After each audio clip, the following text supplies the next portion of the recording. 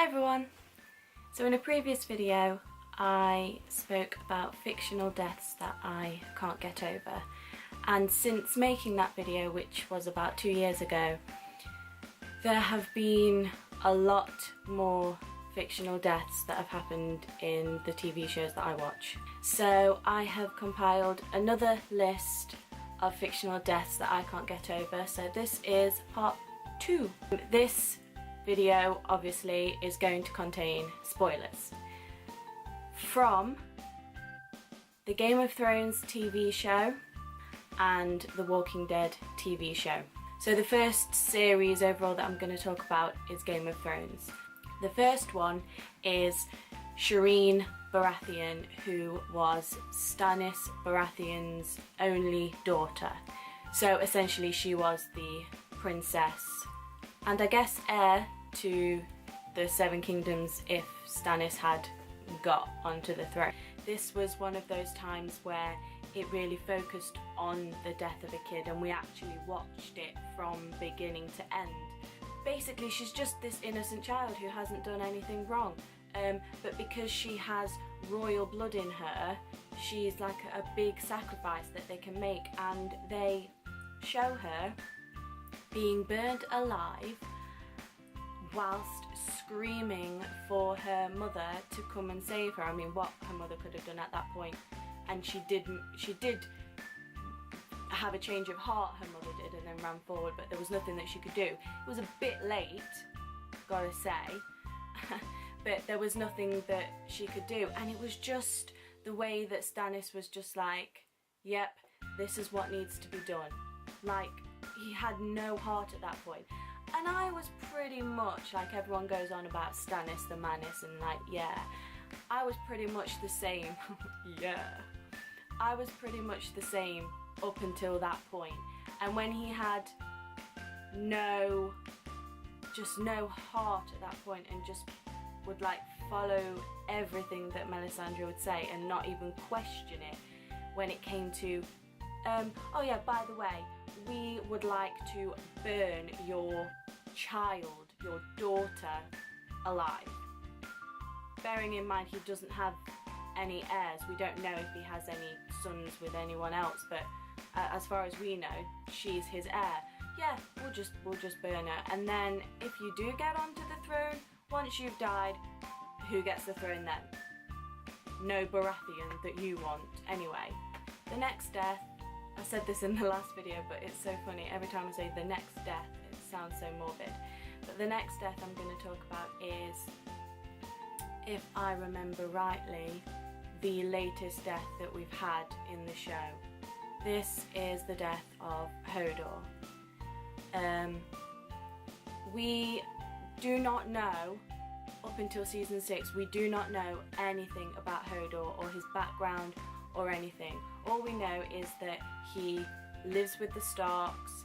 He has obviously got something wrong with him that means that he doesn't talk, all he does is says his name, but we can see that he understands orders. If somebody tells him to do something, he understands what they're saying and he'll do it, but he can't reply with words other than his own name. But we don't really know anything about him other than that until we get to season 6 and Bran and the Three-Eyed Raven have both been going into the past and having a look at important things that, luckily for us as viewers, we get to see these things from the past. But Bran actually is standing in the past and he sees his family, he sees his father Ned and his aunt Lyanna Stark when they were kids. And we also see Hodor as a young boy. Hodor's name is not Hodor. Hodor's real name is Willis, and he was a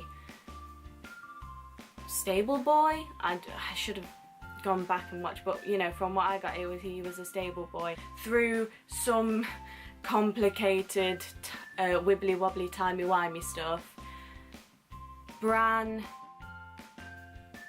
I'm gonna get this completely wrong probably, but from what I could see, and the simple version is, in the future, in the real time, Bran and Mira and Hodor and some of the direwolf are running away from the Whites and the White Walkers. They're basically running away from imminent death. They go through this tunnel, they get through, there's a door, they get through the door, but then they need to keep all the Whites in there. So Hodor needs to hold the door. See where we're going with this. Obviously, if you've watched the episode, you know. So Hodor is holding the door through some sort of, again, wibbly wobbly timey-wimey stuff. We hear Mira's voice saying hold the door in the past. Willis actually looks at and makes eye contact with Bran in the past, which is obviously a disastrous thing that shouldn't have happened, because you shouldn't be able to do that, you know, because he's gone back in time, but you shouldn't be able, you know, nobody else was paying any mind to them because they couldn't see them. But for some reason Willis actually made eye contact with Bran and was able to see him. This, I'm guessing, is what leads Willis to have some sort of breakdown, and he falls to the floor and starts having a fit, and all he can hear in his head is Mira's voice saying hold the door. And because of this thing that's just happened, this explosion that's happened in his head, it's altered him, and now all he can say is hold the door, and he spends the next however many minutes on the floor having a fit, saying hold the door, hold the door. And in the future, in the real time, Hodor is holding the door. Bran obviously realizes in the past that he's just caused Willis to have this fit and for his mind to get all scrambled, because hold the door eventually turns into Hodor, and from that point on Willis became Hodor. So Bran realizes that all along he was the one who caused Willis to have his mind scrambled, and for him to then become mentally ill and not be able to say anything apart from Hodor. I keep saying back in the future. In real time, back in the present rather, not the future, the Whites begin to claw their way through the wooden door, and once they're through, not once they're through, but once their arms and legs are through, they're grabbing onto Hodor, they're scratching him over here, they're scratching him on his face, you can see him getting cut, and he basically, we don't see it, but he basically gets torn apart by Whites. It's basically Bran's fault that Hodor died. He's such a lovely character who's not done anything wrong. What happened to him wasn't his fault. I mean, what happens to anyone like that, it's not their fault. You know, Tyrion, it wasn't his fault that he was born a dwarf. He died with those words in his head, and those were the words that sort of destroyed him in the first place, that made him not who he was anymore, turned him into Hodor, and he died hearing the thing that had triggered him all those years in the past. So, you know, he's kind of got that, he's always lived with that memory. So I don't know if he always knew that that was how he was gonna die, but that happened. So this one is, I say it's technically not a death. It is a death because he does die, but he obviously does come back to life. So sort of a bonus death on this bit. It's not really a fictional death that I'll never get over because he's not dead anymore, but it definitely was one where at that point I was like, no, this cannot be happening, there's something wrong, something's gone wrong, they read the script wrong and they stabbed the wrong guy. But I am talking about, of course, Jon Snow. I did not believe, at the moment, when I was actually watching in real time and just watching when the Night's Watch took it in turns to stab Jon Snow. Again, I was just like this at the screen, like, are you serious? Like, what is happening in Game of Thrones. So immediately after I'd watched that, and after I'd sort of gotten over the initial, yeah, they did it, they actually killed Jon Snow, I was definitely in the camp of people who was like, well, he's gonna come back to life somehow, somewhere. They've done it before in Game of Thrones. I mean, that guy from the Brotherhood came back like 7 times, so they can bring Jon Snow back. And the reason that I was so attached to this idea and so hopeful about this idea is because I am definitely one of those people who believes that Jon Snow is not actually Ned Stark's son, but he's actually the son of Lyanna Stark, Ned's sister, and Rhaegar, is it Rhaegar? Rhaegar Targaryen, Daenerys's brother. So Jon is basically a Song of Ice and Fire. He is a product of Ice, which is Lyanna Stark because she lives in the north in Winterfell, and Fire because of Rhaegar Targaryen because of the dragons and fire. So it just felt like if they had really killed Jon off and they weren't going to revive him, one of those things, one of those sort of major plot points, whether it's true that Jon Snow is their son or not remains to be seen. We still don't know for sure, but if he is, and that leads or could have led to, you know, Jon taking over the kingdoms and ruling and, you know, being on the dragon or whatever, it would have been a major like misstep for Game of Thrones. Like the opportunity, it would have been the biggest opportunity and it would have been missed. Yeah, it would have been sort of like a happy thing, which, you know, they never like to give you in Game of Thrones, but it still would have been like a major opportunity missed. So I was definitely one of those people who was like, I believe this theory. If I believe this theory, then it means that Jon's time is not up with this show.